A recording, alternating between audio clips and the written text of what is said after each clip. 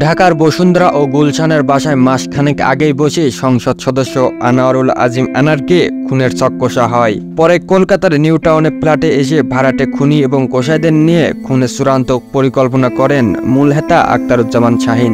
সঙ্গে ছিলেন বাংলাদেশের এক কুখ্যাত দুষ্কৃতকারী আমানুল্লাহ আমান ও সেলেন্তি রহমান নামে শাহীনের এক বান্ধবী।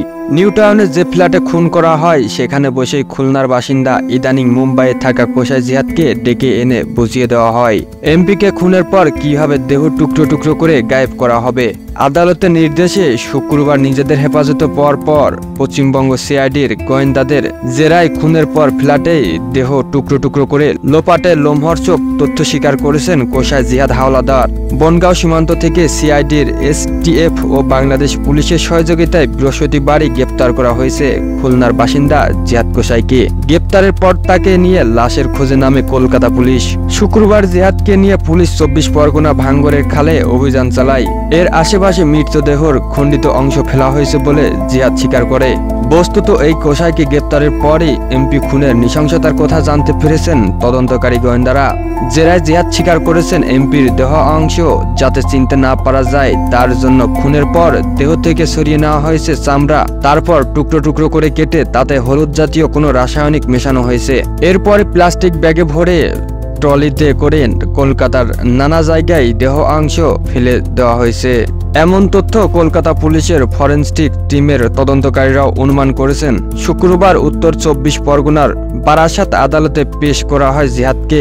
অভিযুক্ত জিহাদের বিরুদ্ধে খুনের জন্য অপহরণ, তথ্য নষ্ট করা, ভুল তথ্য দেওয়া, খুন ও অপরাধের চক্রান্ত করার ভারতীয় আইনের নানা ধারা যোগ করা হয়েছে। সিআইডির আবেদন মেনেই বিচারক 12 দিনের পুলিশি হেফাজতে নির্দেশ দিয়েছেন। বারাসাত আদালতে জিহাদকে হাজির করানো হলে তাকে ঘিরে ধরেন সাংবাদিকরা। জানতে চান কেন মারলেন। জিহাদের মুখে কাপড় দিয়ে ঢাকা ছিল। পুলিশি গাড়ি থেকে নেমে তিনি আদালতে ঢুকে যান। কোনো প্রশ্নের জবাব দেননি। তদন্তে গোয়েন্দারা জেনেছেন নিউ টাউনে হত্যাকাণ্ডের মাসখানেক আগেই ঢাকায় গুলশান ও বসুন্ধরা বাসায় বসে খুনের ছক আটা হয়। এমপিকে হত্যার পর শরীরে বিভিন্ন অংশ টুকরো করে হলুদ জাতীয় রাসায়নিক লাগিয়ে দেওয়া হয়, যার কারণে লাশ উদ্ধার করা কঠিন। আদালতের নির্দেশ হতে পাওয়ার পর শুক্রবার বিকেলে জিহাদকে কলকাতায় লাগোয়া দক্ষিণ পশ্চিম পরগনার ভাঙ্গলে খালের পাশে একটি জায়গায় নিয়ে যাওয়া হয়েছিল, কারণ আজিমের দেহ অংশ সেখানে ফেলা হয়েছে বলে স্বীকার করেছেন জিহাদ। এই সংবাদ কলকাতা থেকে পাঠানোর সময় পর্যন্ত অবশ্য কোনো দেহ অংশ উদ্ধার করা হয়নি। তাই ফের শুক্রবার জিহাদকে ভাঙ্গরে নিয়ে গিয়ে দীর্ঘক্ষণ তল্লাশি চালানো হয়। তবে অভিযুক্তরা কোনোভাবেই তদন্তকারীদের ভুল তথ্য দিয়ে বিভ্রান্ত করার চেষ্টা করছে কিনা তাও খতিয়ে দেখছেন সিআইডি। পশ্চিমবঙ্গ থেকে সিআইডির একটি দল বৃহস্পতিবার ঢাকায় গিয়েছিলেন।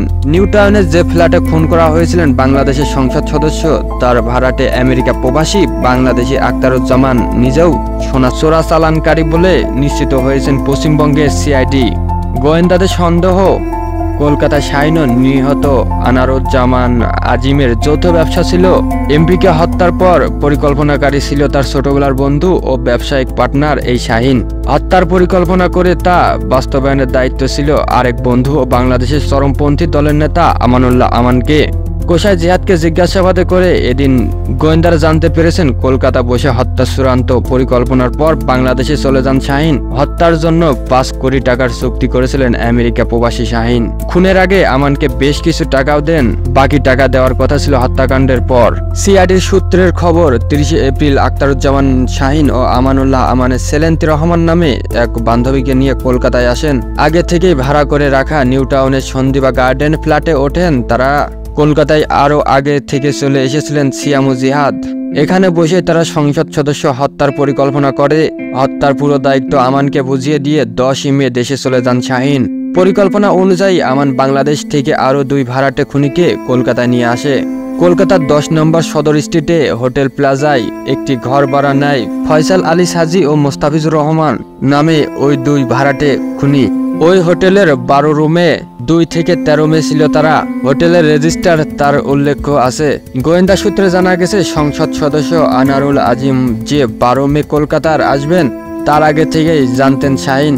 12 মে দর্শনা গেদে সীমান্ত দিয়ে কলকাতায় আসেন এমপি আনার।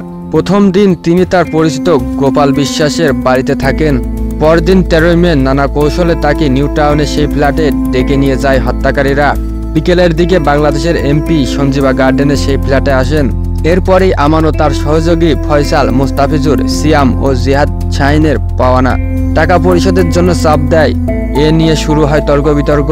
তার মধ্যে একটা সময় সবাই মিলে তাকে বালিশে চাপা দিয়ে হত্যা করে। হত্যার পর সে খবর জানানো হয় এই হত্যাকাণ্ডের মূল পরিকল্পনাকারী আখতারুজ্জামান শাহিনকে।